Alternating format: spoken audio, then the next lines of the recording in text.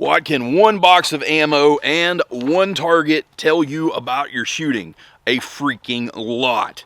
Y'all remember that fella that wants to lick my face? Look, zoom in on his face. It's still shiny and clean. It's almost lickable, but I won't go there for the moment. Rob Higgins from Muzzlefront LLC and Whip Machine introduced me to the dot torture some time ago, and it is exactly that. Now, if you play it by the rules, if you miss one, you're done. Like, you stop right there. But if you'll take your 50 rounds and go ahead and do the whole thing, it is an excellent diagnostic. So what I've done is I've taken and did one as a time capsule. Then I turned around and I have been doing a lot of dry fire training. I mean, it's hunting season. I'm out in the woods during the day, you know, early morning, late evening. But while it's dark, I've been at home trying to work on my dry fire. So what I've got, like I said, is an archive of where I started. And what we're going to do is we're actually going to go out here today, going to film it as we go. And I'm going to see where I have wound up. So hopefully, maybe I've done better. I mean, fingers crossed, we'll see. But you guys stay tuned.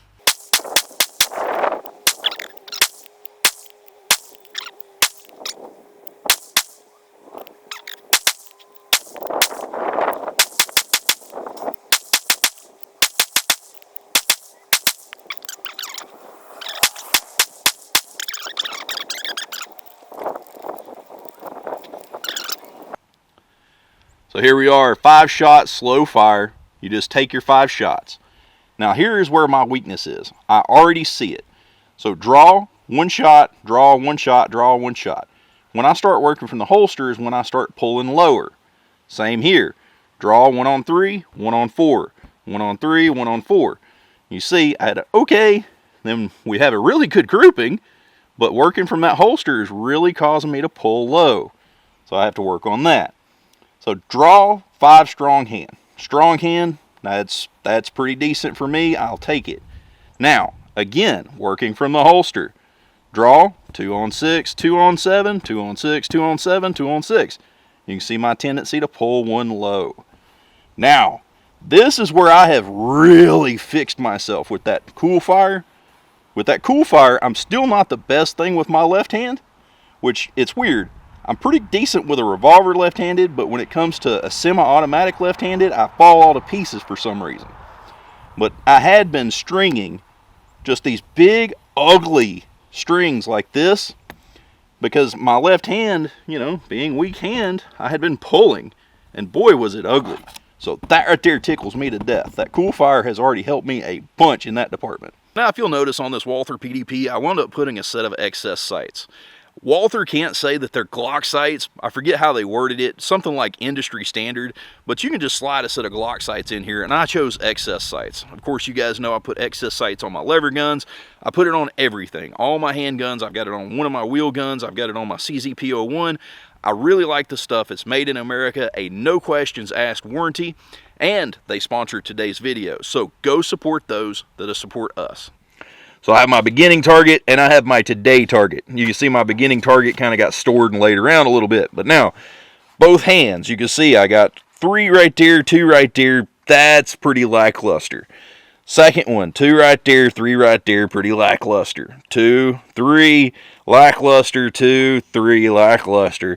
5, didn't even touch it. I have no clue how I did not even touch 5. That blows my freaking mind because that's my right hand.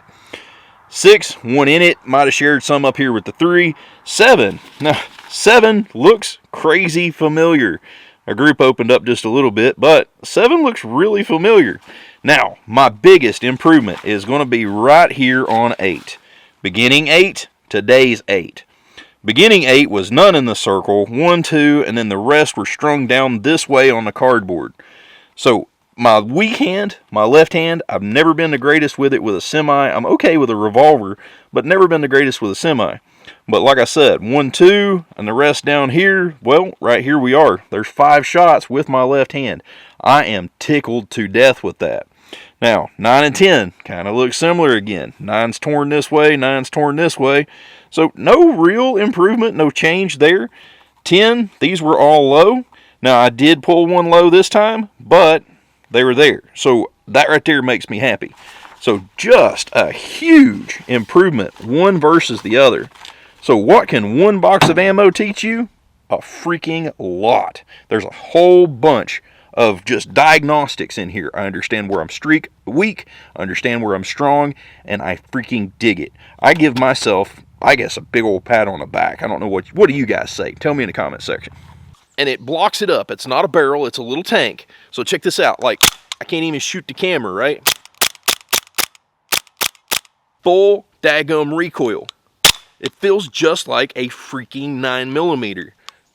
Now, when I dry fire at the house, my first couple of minutes of dry fire always feel a little funky. It's like, did I get all of my ammo away? Are my magazines clear? All of that.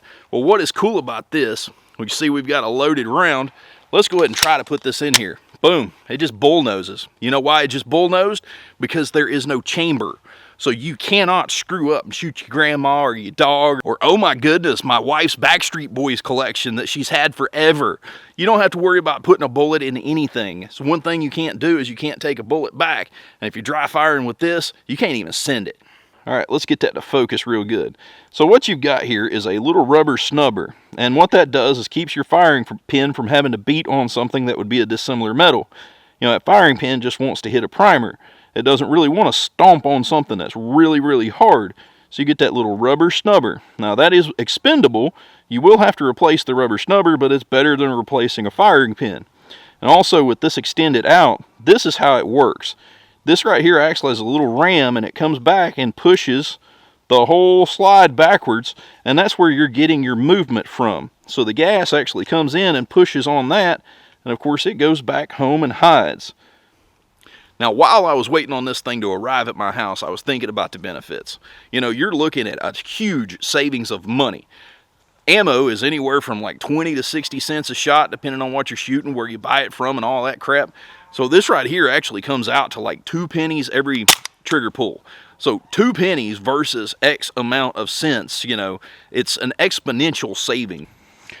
So what is in the box? Of course, here is our website, coolfiretrainer.com. Let's check this out. Now, one thing I'm definitely going to point out that I like is this little zip-up bag. The little zip-up bag here keeps everything together while you're not using it. So let's say that I decide to take my little PDP to the range and let's go do some live fire. I don't have to have all my stuff jumbled up and falling around. Of course, the first thing I'm going to show you is my little fill adapter. We're using the Drinkmate kit. That right there just screws right onto the top of it. Then you twist this down to actually depress the release there. And then this is what you stick into your dry fire.